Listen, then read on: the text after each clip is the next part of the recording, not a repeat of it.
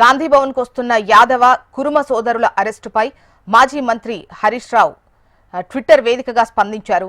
కాంగ్రెస్ ప్రభుత్వంలో సన్నాలకు బోనస్, ఇందిరమ్మ ఆత్మీయ భరోసా, గ్యాస్ బండకు రాయితీ, రాజీవ్ యువ వికాసం అమలుకు ముందే బంద్ అయ్యాయని ఆక్షేపించారు. బీఆర్ఎస్ ప్రారంభించిన గొర్రెల పంపిణీ మొత్తానికే బంద్ అయిందన్నారు. ఇలా చెప్పుకుంటూ పోతే కాంగ్రెస్ పాలనలో అన్ని పథకాలు బంద్ అయ్యాయన్నారు.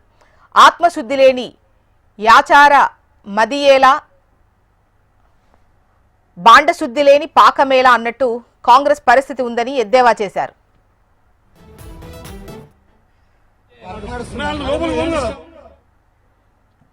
బీఆర్ఎస్ హయాంలోని పథకాలను అటకెక్కించారని, మేనిఫెస్టోలో ఊదరగొట్టిన హామీల అమలు గాలి కొదిలేశారని ఆరోపించారు. రేవంత్ రెడ్డి మాటలు కోటలు దాటితే చేతలు గడప దాటలేదన్నారు. ప్రజలను నమ్మించడం, నయవంచన చేయడంలో తెలంగాణ కాంగ్రెస్ బ్రాండ్ అంబాసిడర్ అని దుయ్యబట్టారు. పాలన అంటే ప్రతిపక్షాల మీద కక్ష సాధింపు తీర్చుకోవడం కాదని సూచించారు. అధికారంలోకి వచ్చిన 100 రోజుల్లో గొర్రెల పంపిణీ చేస్తామని అభయహస్తం మేనిఫెస్టోలో ఊదరగొట్టారని గుర్తు చేశారు. గొర్రెల పంపిణీ దేవుడెరుగు, కట్టిన డీడీ పైసలు సైతం వాపస్ ఇవ్వలేదని దుయ్యబట్టారు.